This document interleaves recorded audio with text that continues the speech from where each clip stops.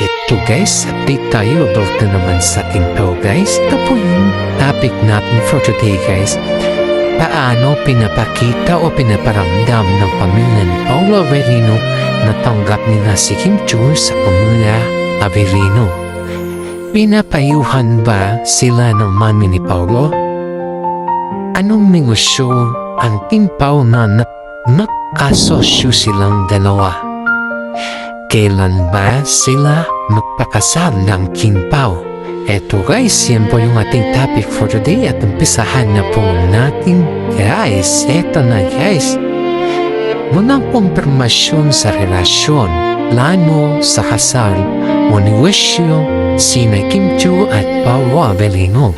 Bagamat malapit ang pamilya ni Paolo ay Kim Chu, hindi pahayagin isina sa publiko kung paano sila napapayo guys dahil pinipili nilang panatilihing pribado ang kanilang personal na buhay.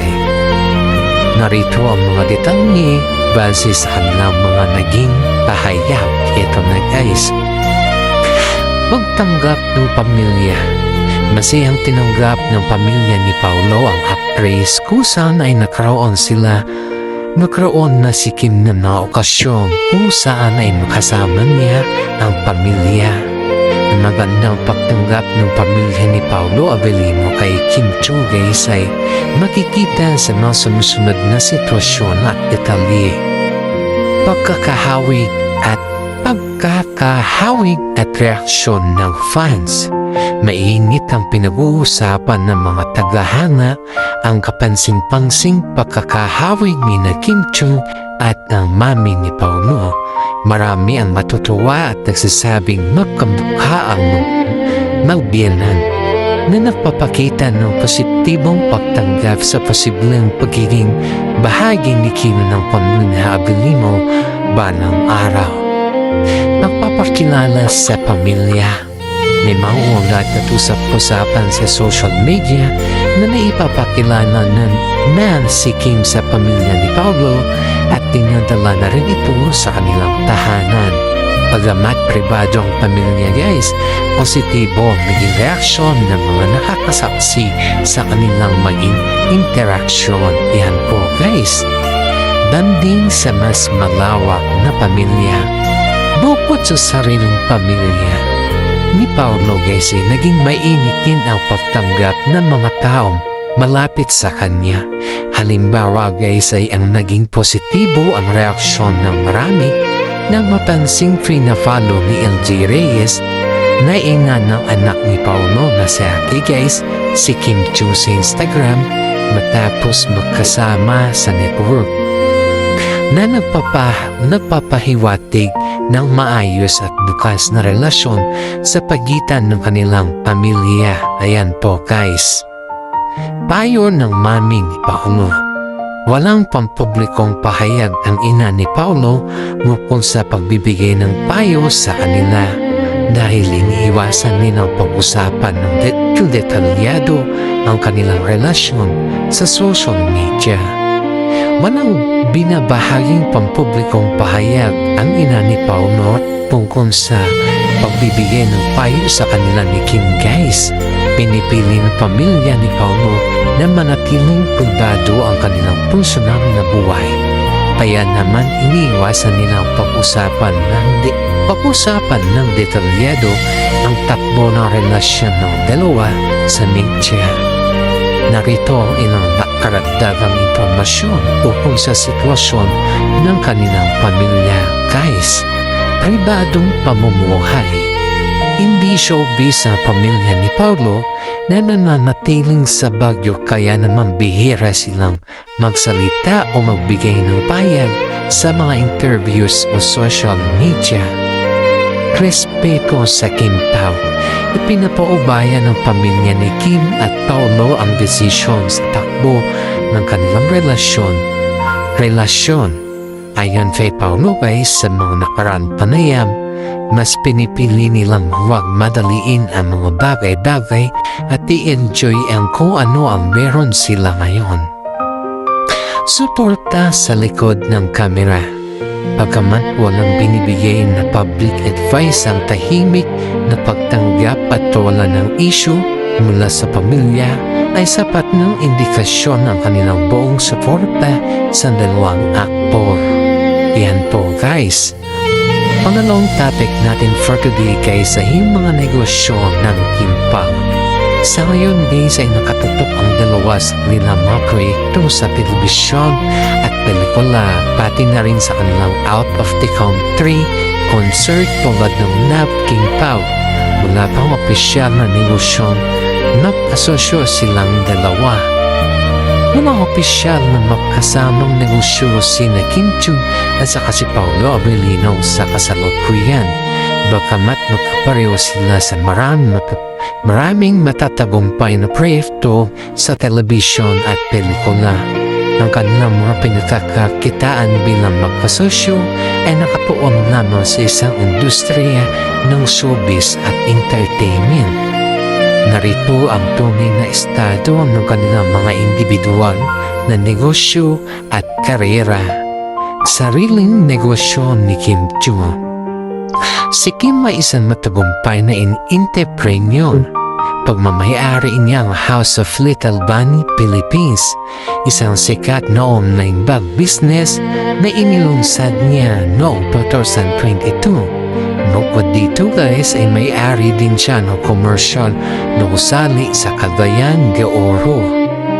Pagtutuon sa showbiz, ang Kim Pao ay nananatiling isa sa mga pinakamalaking love team sa bansa. Sa halip na pisikal na negosyo, abala sila sa sunod-sunod na proyekto tulad ng seryeng Lin Lang, What's Wrong with Secretary Kim, pelikulang My Love Will Make You Disappear, at ang nakatakdang proyekto para sa Prime Video na pinamagatang kopino. Yan po guys. Kita sa mga concert at event.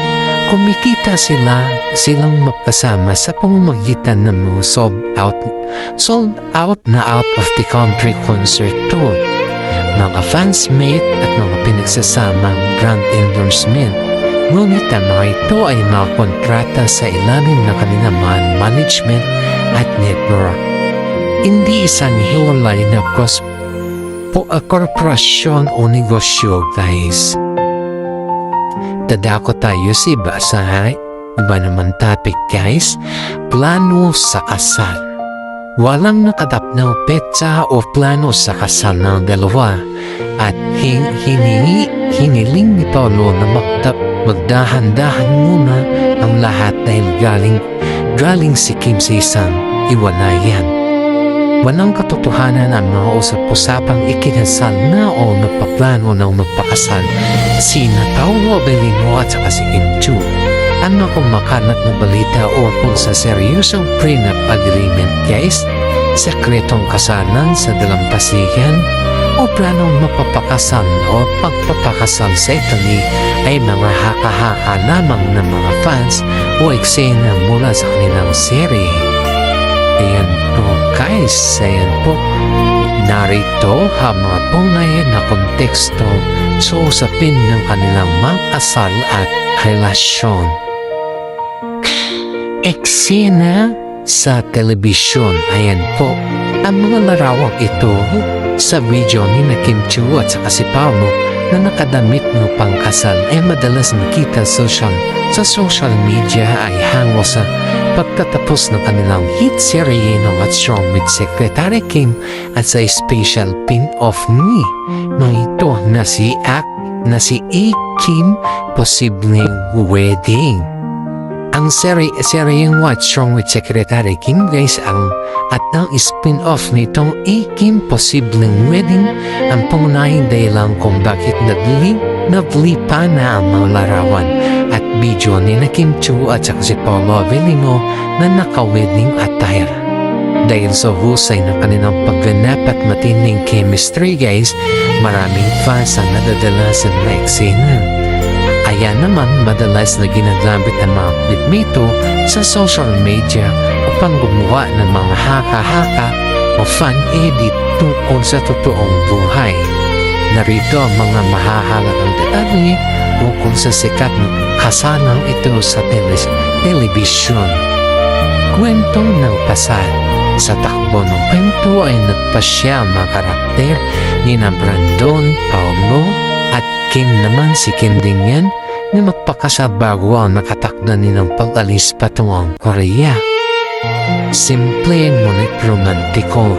Sa kabila ng naging problema dahil sa pakikialam ng kanilang mga pamilya, sa preparasyon guys ay natuloy pa rin ng isang simple, natural at napakaromantikong seremonya.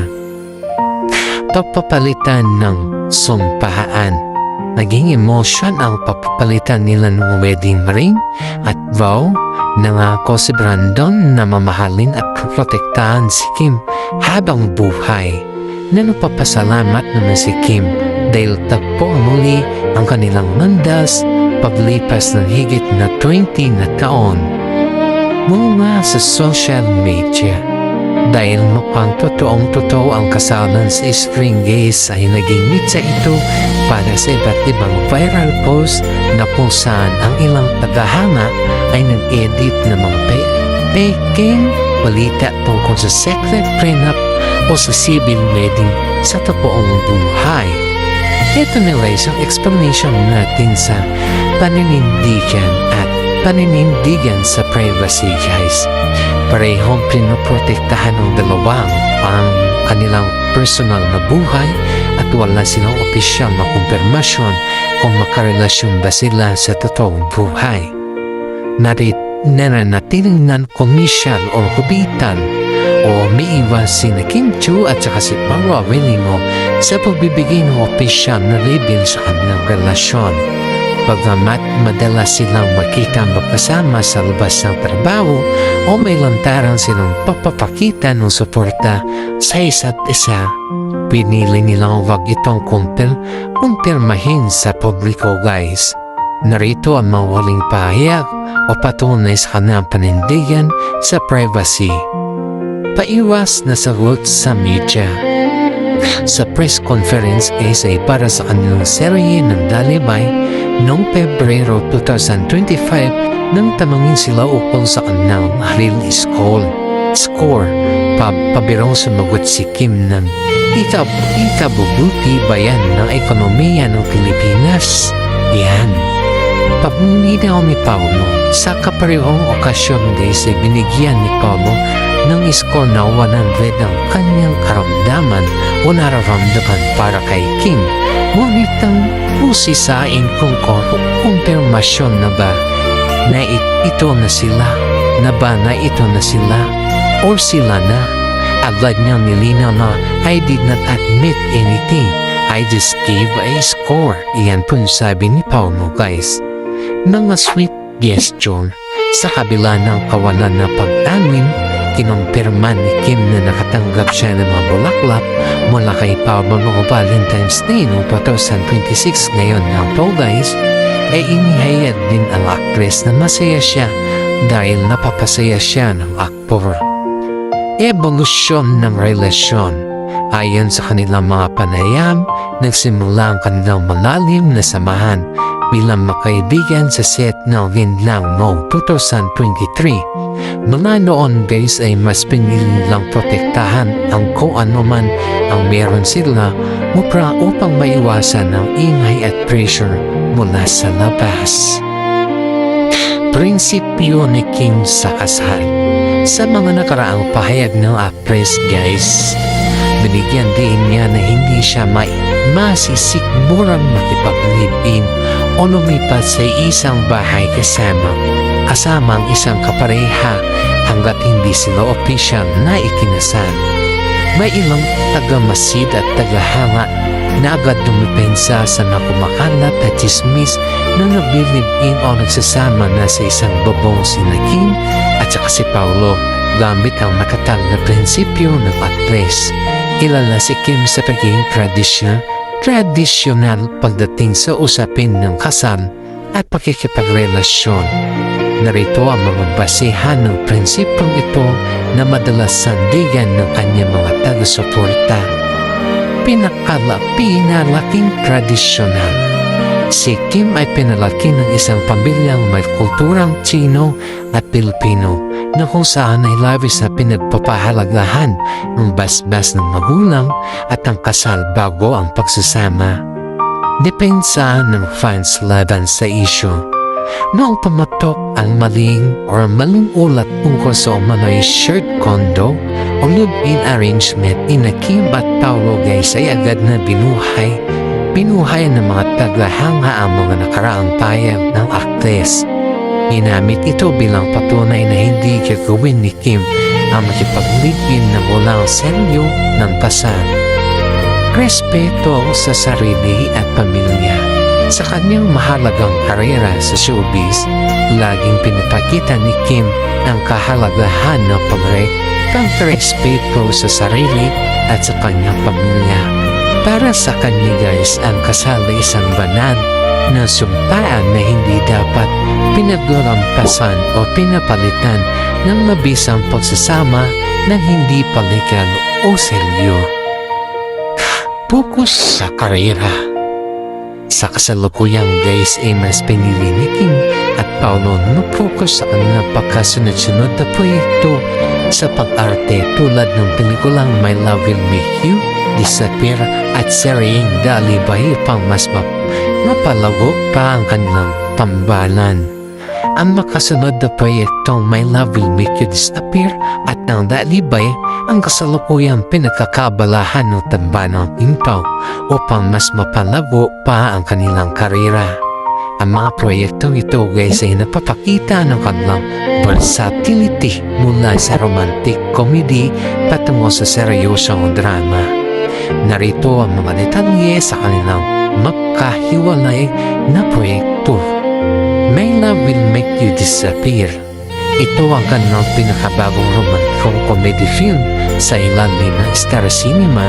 Ang kwentong ito ay iikot sa nakatutuwa at nakakakilig na takbo ng pag-ibig na swak sa paboritong timplang ng mga tagahanga. The Alibay guys, isang mabigat na suspense drama series na ito kung sana pinamamalas ng dalawa ang mas nature or natural na pag-arte. Malayo ito sa kanilang mga nakaraang rom-com roles dahil puno ito ng misteryo, tensyon at talamak na tapakan ng karakter. Estratehiya sa karera sa pamamagitan ng pagtanggap ng makidang daira o rom-com at suspense. Napanatili ni Kim at Paulo ang interes ng publiko habang pinatutunayan na hindi sila limitado sa iisang uri lamang ng proyekto. At bago natin tapusin yung ating updates for today guys ay gusto ko naman po i-shout out yung mga senior citizen dyan na palaging nanonood sa ating YouTube channel guys. Maraming salamat po sa inyong patuloy na panonood at pagsuporta sa ating updates. For more updates about sa Kim Pao guys is please follow us. Salamat po and God bless po sa ating lahat.